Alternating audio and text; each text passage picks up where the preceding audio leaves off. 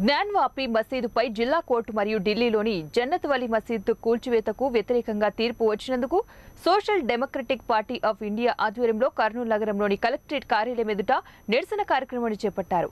అనంతరం ఎస్డిపిఐ కర్నూలు నగర కార్యదర్శి చాంద్ బాషా మాట్లాడుతూ దేశవ్యాప్తంగా ఇటీవల జరుగుతున్న పరిణామాలను దృష్టిలో ఉంచుకుని దేశంలో శాంతి భద్రతలను మత సామరస్యాలను కాపాడేందుకు శాంతియుతంగా నిరసన కార్యక్రమాలు చేపట్టినట్లు తెలిపారు. మాట్లాడిన పాపన లేదు, ఏదో ఎవరో ఇద్దరు లేచి మాట్లాడినాడు అంతే. అయితే ఈ దేశంలో మత సామ్రాజ్యం అయితే ఉందో ప్రార్థనా స్థలాల ప్రత్యేక చట్టం, ఆ చట్టం కింద ఫలానా దర్గాను కూల్చి ఎవరో మందిరాన్ని కట్టినాడని ఎవరైనా కోర్టుని ఆశ్రయిస్తే కోర్టు దాన్ని స్వీకరించకూడదు.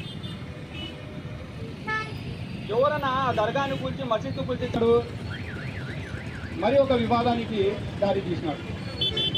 వివాదమే ఇది, ఏము లేని వివాదం చోట ఒక తీర్పుతో దేశంలో ఒక వివాదం. వాళ్ళు ఈ దేశ రాజ్యాంగాన్ని, ఈ దేశంలో ఉన్న మత స్వేచ్ఛను, ఈ దేశంలో ఉన్న వ్యక్తిగత స్వేచ్ఛను, భావ ప్రకటన స్వేచ్ఛను ఏ ఒక్కరి ఎప్పుడైతే మీకు తీర్పులో